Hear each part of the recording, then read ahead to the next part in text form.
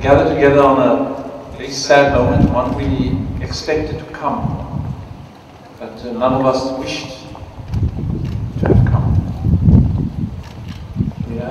We're told that just after 9 o'clock last night, Mandela died, and the entire country is in mourning. Also, there is something magical happening throughout the world,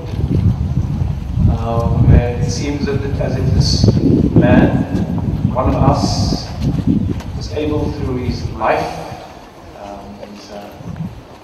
his love, was able to somehow bring to all of humankind a sense of possibility. And so all over the world people are doing what we are doing here now. Remembering this man, and as Rudy on Cape Talk said, we've got to take something out of this moment. We've had him. We know what his life was like. We know where he has led us. We know that he had to retire because of the age of his. We know that when he's dead, we know him. And why are we then not behaving within that spirit? Why is this country searching so much for some way to find itself a different expression of the grandeur that was Mandela? So we're here today to mourn, but also to take heart. If it was possible for one of us to be as majestic as that, then it must be possible for us to be a little bit like that. A little bit like that would be much more than most others would do. So we must take this moment very, very, very seriously. I will now ask us all to have a moment's silence, in which we say our goodbye, our personal goodbye to Mandela, and then we will hoist the flags.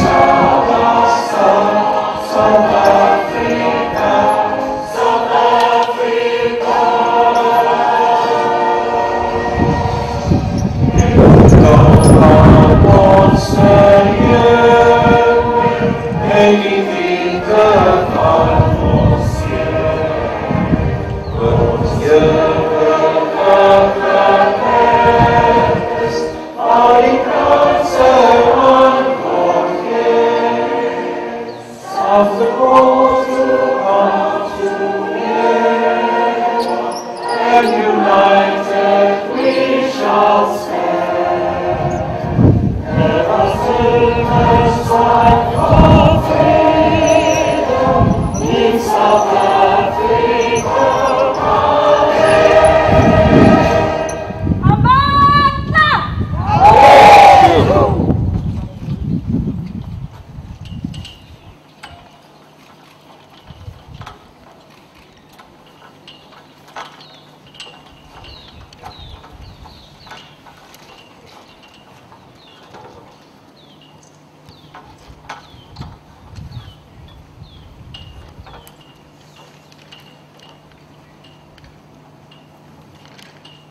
is, when does it end? No. But the starting date and not end date. For the exhibition.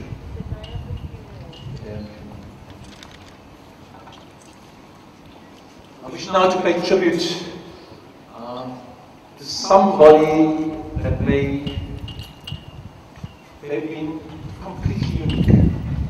I know that's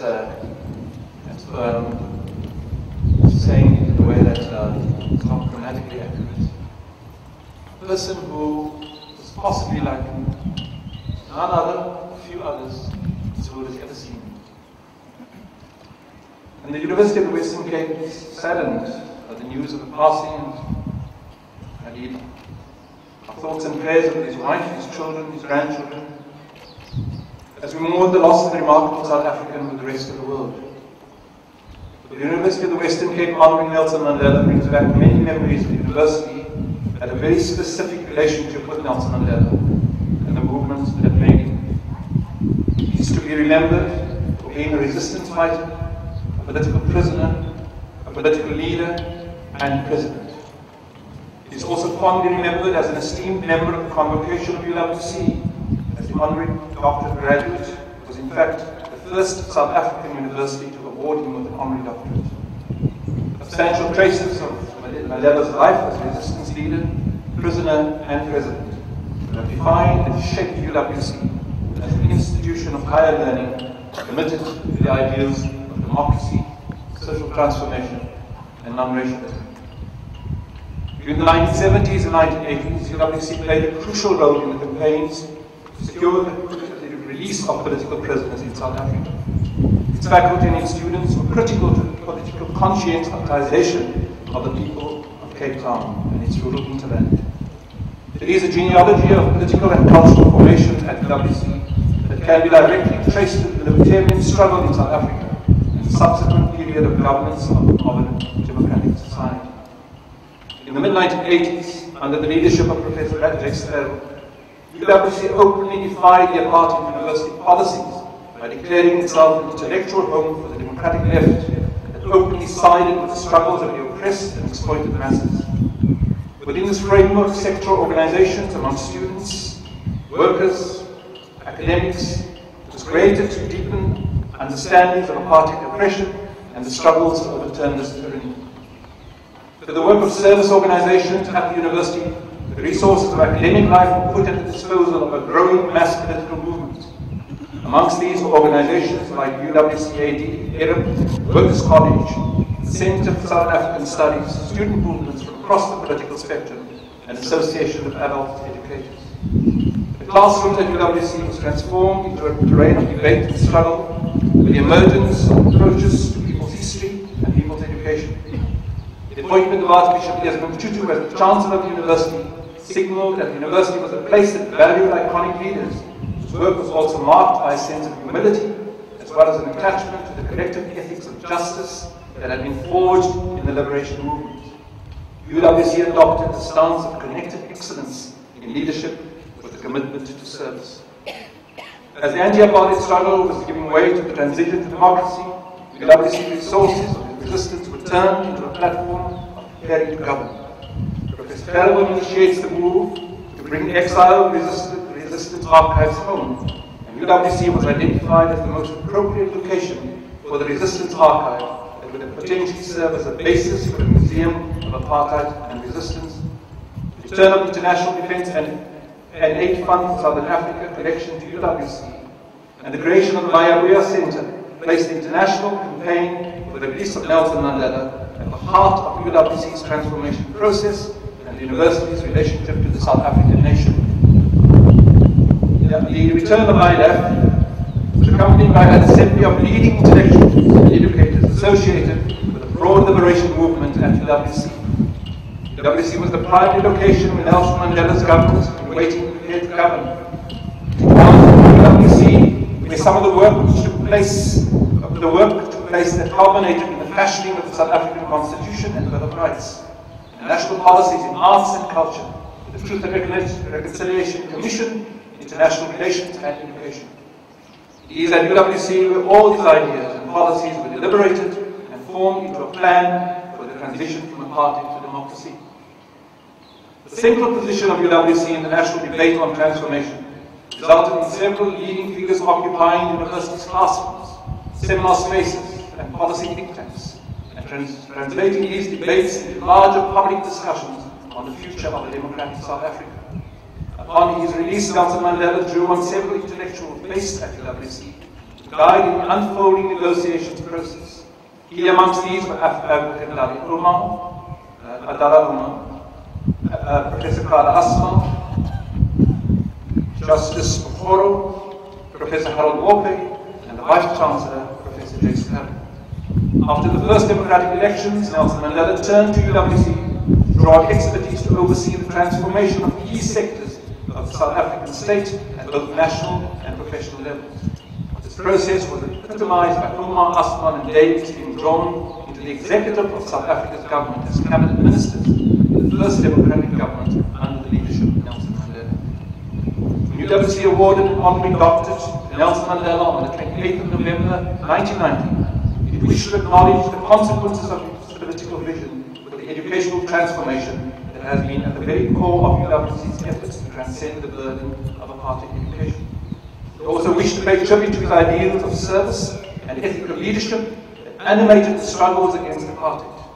It is in this spirit that we wish to honor the life and contributions of Nelson Mandela.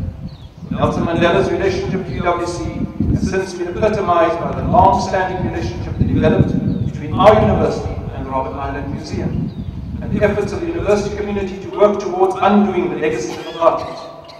The commitments that have shaped our ongoing process of building a post-apartheid university that remains true to the struggle for democracy and non-racialism should be at the heart of the events planned over 10 days of mourning. Beyond providing a space for tribute and mourning, UWC invites students, staff, and fellow South Africans to come and visit the Nelson Mandela exhibition in the foyer of the main hall, and to also visit the UWC Mayuya archives as we reflect on the meaning of Nelson Mandela and his commitment towards building a post-apartheid future. There's a wonderful poem written by W.H. Auden, which I want to read to you now, as it speaks, I think, will speak to every one of us, deeply in our hearts and minds, as we think of this man. It says, stop all the clocks, cut off the telephone, prevent the dog from barking for the juicy bone, silence the pianos, and with muffled drum, bring out the coffin, let the mourners come. The aeroplanes circle, moaning overhead, scribbling in the sky, he is dead. Put grey bows around the white necks of the public gloves, let the traffic policemen wear black cotton gloves. He was our north, our south, our east, and our west, our working week and our Sunday rest, our noon, our midnight, our talk, our song. I thought our love would last forever. I was born. Stars are not wanted down. Put out everyone. Pack up the moon and dismantle the sun. Pour away the ocean and sweep to the wood. But nothing now can ever come to any good. This was the intensity of Arden's relationship with this person went on. But we know that because of the legacy that Nelson Mandela has left, everything is going to come out of this moment. We will transform ourselves into a nation that can be respected throughout the world with integrity, honesty, the ways in which it engages us and our people in the world to try to create a place in the image of Nelson Mandela.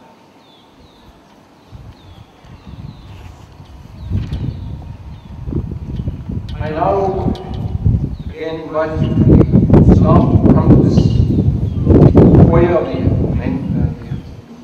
main hall for us to pay tribute there. And we now ask two staff members, long-serving staff members, if they would come to lay the wreath. It's Dr. Martin Hendricks, 42 years of service, and Ms. Lillian Williams.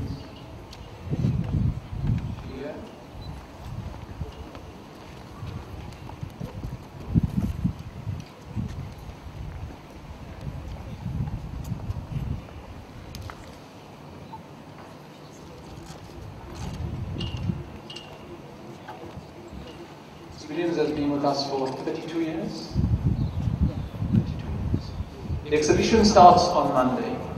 I think we'll have a lot to talk about this afternoon on Monday. And let us pour into this space. It is formally called a place of tribute. It is formally recognized nationally as a place of tribute. And we ask you, bring your friends, bring your neighbors, and spend some time in this university reflecting on the future that we must build. God bless you.